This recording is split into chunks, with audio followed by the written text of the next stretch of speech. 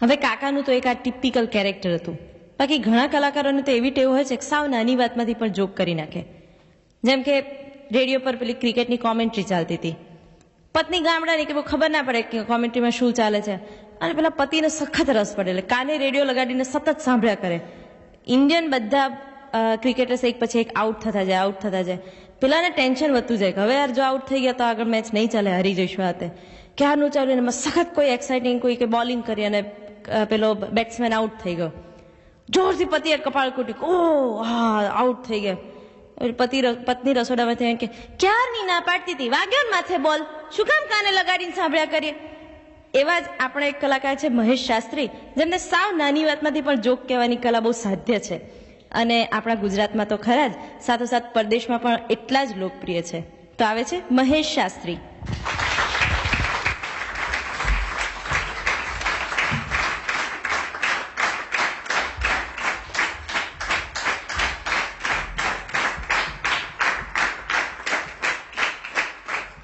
સૌથી પહેલા તો આજે ગુજરાતના નામાંકિત કલાકારોને ભેગા કરવા બદલ અર્પણ સંસ્થાનો ખરેખર હું આભાર માનું છું.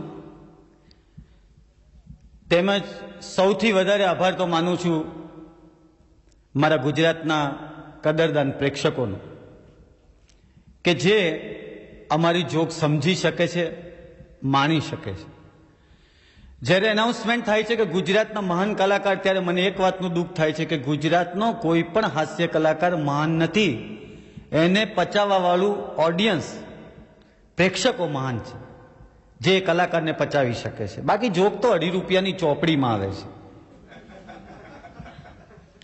પણ એને જ્યારે તમે સમજો છો ત્યારે મજા આવે છે. બાકી કાકાને મેં એક દાડો એટલું જ પૂછ્યું, કાકા લગ્ન ના કરીએ તો ફાયદો શું થાય? મને કે પલંગની 2 બાજુથી ઉતરાય.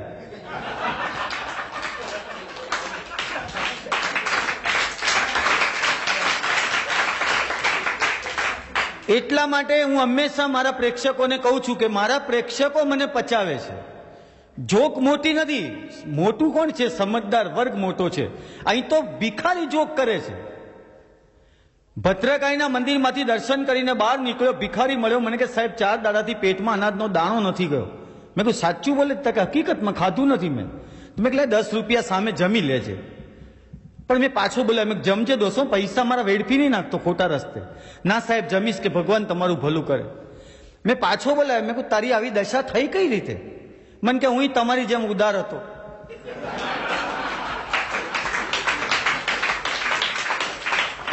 ગમે એને 10ની 5ની હાલ દેતો. હવે માતાજી તમને ના ઉભા રાખે, બીજું શું કહું. એટલા માટે જોક મોટી નથી, ક્યારેય જોક મોટી નથી. એક ભાઈ અમને ગાલ ઉપર દાજ્યા. મેં કહું કોઈ શરીરે દાજે, હાથે દાજે, પગે દાજે, અહીં કઈ રીતે દાજ્યા? મને કે ઇસ્ત્રી કરતો તો ટેલિફોનની ઘંટડી વાગી.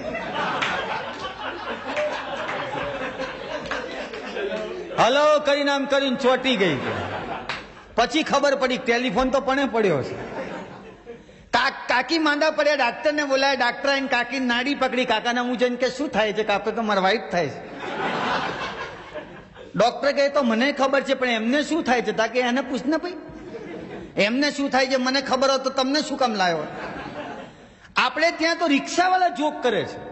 અમને રિક્ષામાં બેઠેલો ફૂલ સ્પીડમાં પેલો રિક્ષા ચલાવે, મેં પાછળથી બોચી ચાલી. મેં ધીમે ચલાવી યાર, ધ્યાન રાખ, ઘેર 4 છોકરા છે. પેલો પાછળ ફરીને મને કે ધ્યાન મારે રાખવાનું હતું.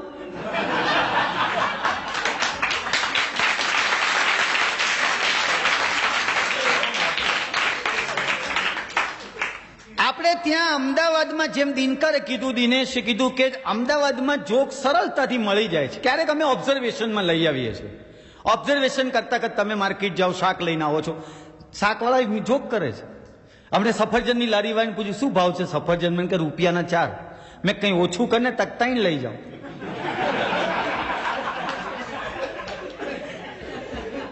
એ લોકો જોક કરે છે. જોક અમદાવાદમાં કોને નથી આવડતી? અરે ઓબ્ઝર્વેશન માંથી અમે કેવી જોક લાવીએ છીએ કે તમે અમદાવાદમાં રહો છો, ગુજરાતમાં રહો છો, પ્રેક્ષકો મારા ગુજરાતના છે. તમે જુઓ છો તમારા જે સેન્ટરો છે ત્યાં નાના નાના બાળકોની નિશાળો હોય, ત્યાં મ્યુનિસિપલ કોર્પોરેશન થાંભલો રોપી ત્રિકોણાકારનું બોર્ડ લગાડી છોકરાને દોડતો બતાવી નીચે લખે છે ધીમે હાંકો. બધી નિશાળો આગળ લગાડે છે, કોઈ કોલેજ આગળ લગાડ્યું કેમ? કારણ કે ત્યાં બધા ધીમે જ ચલાવે છે, કારણ કે ત્યાં જોતા જોતા જવાનું.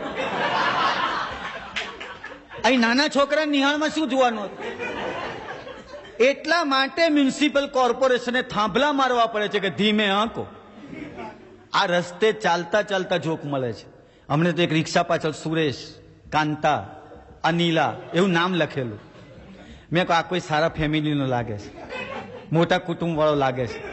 બેસી ગયો, મેં કાંકરિયા લઈ જા. તેને તો ફૂલ સ્પીડમાં ચલાવી. મેં ધીમે ઊભી રાખી. મેં એને કે કેમ ઉતરી જાઉં? મેં કહું ઉતાર દે મને. કેમ એમ? મેં તને હારો સમજીને બેઠો છું. આ સુરેશ, કાંતા, અનિલા બધું લખ્યું છે, તારા કુટુંબના નામ લખે એટલે મેં કહું સારા ફેમિલી. મને કે તો ઘેર જાવ કે. મેં કેમ તક આ તો આ ગાડીમાં જે પતી ગયા ને એના નામ છે.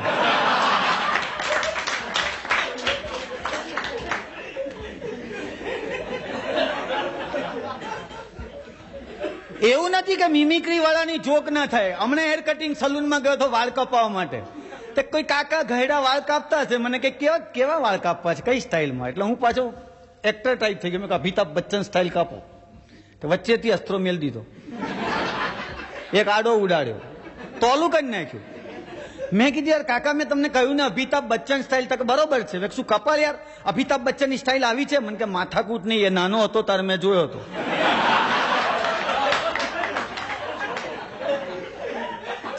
પછી મેં એને જોયો નથી. તમે વિચાર કરો કે કેટલી નાની નાની બાબતોમાં જોક થાય છે. તમે જો સમજદાર છો, ઘેરે ઘેરે બધા જુઓ છો, સમજદાર પ્રેક્ષકો જ જુએ છે. પણ હમણે ભદ્રકાળીના મંદિરમાં આરતી થતી હતી, જોરથી ઘંટ વાગે, નગારા વાગે, ધન ધન ધન અવાજ થાય. હું કાકો ત્યાંથી પસાર થતા હતા. કાકો મને કે અંદર શું થાય છે? મેં કહું આરતી ઉતારે છે. તો મને કે એટલે ઉપર ચઢાઈ શું કરવા? કે એને ઉતારવા માટે નગારા વગાડવા પડે. મેં કીધું યાર હવે તમે ચલો શાંતિ રાખો. આ કાકાનું જે કેરેક્ટર છે, પણ આપણે તો એકલા કાકા મિમિક્રી કરે છે એવું નથી. ઘણા છોકરાઓ, અમને એક છોકરો મળ્યો મને રસ્તા, મહેશભાઈ. મેં શું પેલા એક કામ કરો ને યાર. મેં શું બેટા બોલ? કામ કરો તો કહું કે છે. મેં કરીશ, બોલ તારું કામ શું છે? મને કે મારું કામ કરી આપો તો 50 રૂપિયા આપું. અરે મેં કરું યાર, બોલ. મને કે 100 રૂપિયા લાવ. મેં કીધું વાહ દોસ્તો, આવાય મળે છે. તમે કોર્ટમાં જતા હોય ને તમને ખબર પડે કે આરોપીઓ આવે છે ને એ જોક કરતા હોય છે. એ મેજિસ્ટ્રેટ સાહેબ એક જણને પૂછ્યું તારી પત્નીને તો ખુરશી કેમ મારી? તક ટેબલ ઊંચકાયું નહીં.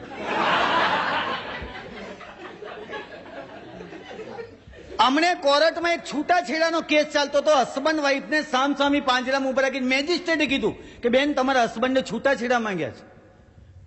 બેન કે કારણ શું? તો કે એમણે કંઈક લખ્યું છે કે તમે એની સાથે બેવફાઈ કરી છે. બેન કે આ ગીતાના સોગન ખાઈને જુઠ્ઠું બોલે છે. મેં નહીં, એણે બેવફાઈ કરી છે. તક એને કઈ રીતે કરી? તક બારગામ ગયો હતો. તે બારગામ ગયો એમાં બેવફાઈ કઈ રીતે? ના એ કહીને ગયો હતો કે અઠવાડિયે પાછો આવીશ ને હાજે જ આવ્યો.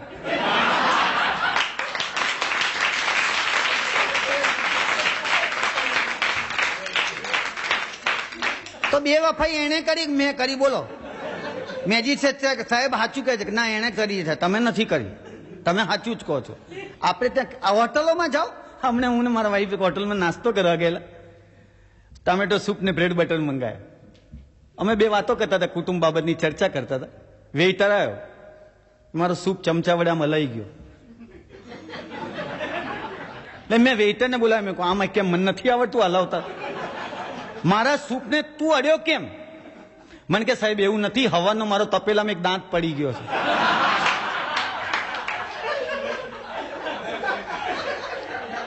એ મળતો નથી એટલે મને એમ કે તમારી પાસે આવ્યો લાગે. તમે આમાં કોને રોકી શકો છો? અને જોકનું કદરદાન પ્રેક્ષક જયારે જોકનું મળે ને ત્યારે જોકની રોનક હોય છે, બાકી જોકની રોનક આવતી જ નથી. ઘણાને શું નથી ગમતું હતું? એક ભાઈને કીધું હસવાનો કાર્યક્રમ છે, આવું છે? મને કે જતો રહે ને યાર. મેં કહું મજા આવશે, હસવાથી શરીર વધશે. મને કે તારા બાપનું કપાળ, હસવામાં 6 મહિના હોસ્પિટલમાં કાઢ્યા છે. મેં કીધું હસવામાં 6 મહિના હોસ્પિટલમાં? તા કે આ એક બેનના સામે જોઈને હસ્યો હતો. બધાએ મારી મારીને ચામડા ગંધાઈ નાખેલા હતા. તું ભાઈ જા ને, અમારું શું કામ લોહી પીએ છે? આપણે ત્યાં એ લોકો નાના બચ્ચા નથી જોક કરતા.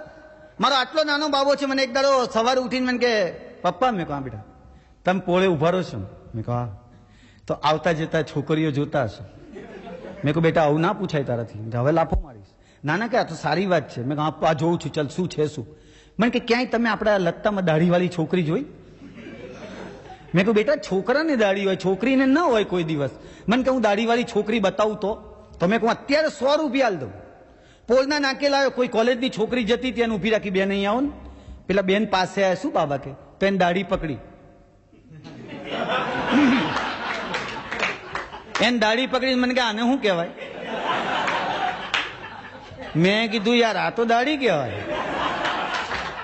મને કે બસ હો ટીકો.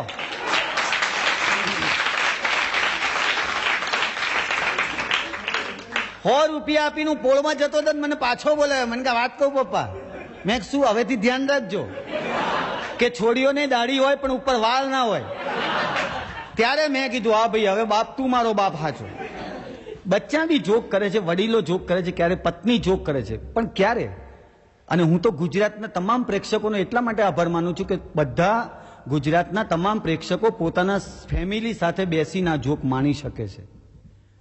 અને જે લોકો પોતાની પત્ની સાથે બેસીને આ જોક માણી શકે છે ને હસી શકે છે, હું સમજુ છું કે એનું લગ્ન જીવન સુખી છે. નહીં તો પત્નીની હાજરીમાં હસવું.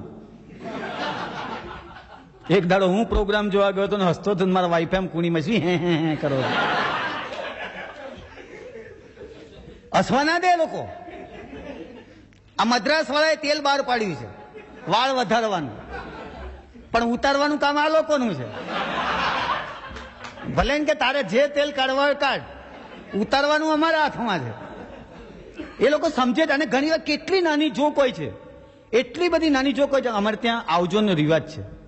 મારે બહારગામ જવાનું હોય ત્યારે મારા પત્ની મને છેક ગલીના નાકા સુધી આવજો એમ કે. એને ખબર તો છે કે આવવાનો છે, આને કોઈ રાખે એમ છે નહીં, પણ છતાં એક આવજો કે ઝાંપા સુધી તો એટલીસ્ટ આવે. એક દાડો હું બોમ્બે જવા નીકળ્યો ને મારા વાઈફ મને આવજો કહેવાય, અને સેજ બસ આટલું કર્યું. મેં કહો તને ખાંસી થઈ છે, ઉધરસ થઈ છે? તા કે હા સવારથી એવું છે. મેં તારા ગળા માટે કંઈ લાવું છે? મને કે 2.5 તોલાનો દોરો લાવજો.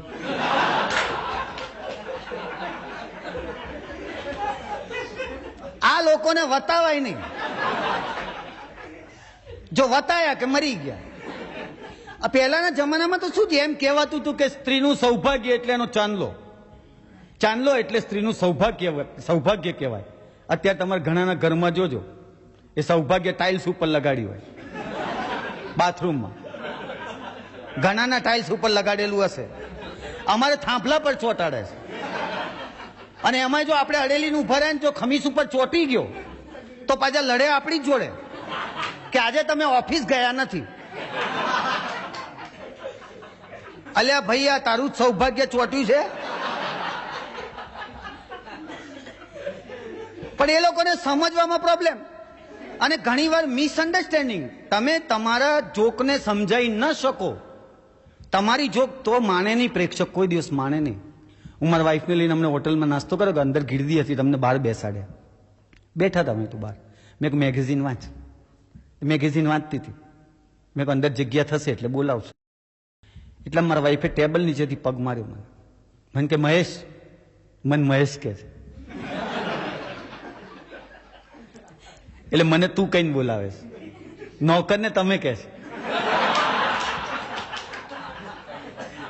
કારણ કે એને મારા પર વિશ્વાસ છે કે હું જતો નહીં રહું. પેલો ના જવો જોઈએ, નહીં તો વાહન પાડીને લુગડા હાથે કરવા પડે. એટલે પગ મારી, ટેબલ નીચેથી પગ મારી. મને કે મહેશ. મેં શું છે? પેલો હામે કોણ બેઠો છે? મેં કેમ? હામું હામું જુએ છે. મેં ભલે ને મજૂરી કરે, આપણી પાસે કઈ લઈ ગયો? તું તો છાપું હોત ને. ના માને. બીજી વાર ટેબલ નીચે પગ માર્યો. મહેશ પેલાને કહે ને, પણ મેં તું હું કેમ હામું જુએ છે? એ ભલે જોયા કરે. ત્રીજી વાર પગ મારેલ. મેં છાની રહ્યા ઓળખું છું. મને કે ઓળખે છે તો કહેતો કેમ નથી? કોણ મું ઓછા? મેં કોઈ જૂના માલ સામાનનો વેપારી છે.